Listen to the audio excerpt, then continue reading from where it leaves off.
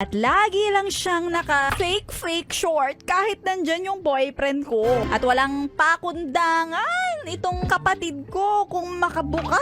Postpartum depression ba tong matatawag? Kahit hindi pa ako nanganganak, napapansin kong parang nababaliw na ako. Magkasama kasi kami ng pamilya ko at ang live-in partner ko. Lagi naman naiiwan sa bahay ang kapatid kong babaeng bunso, ako, at yung live-in partner ko. Yung kapatid ko, maganda, maputi, at lagi lang siyang naka-fake short kahit nandyan yung boyfriend ko.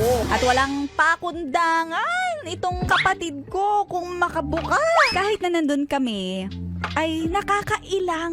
Kada iiwan ko sila ng panandalian, ano-ano na agad ang nasa isip ko na kesyo, may mangyayari.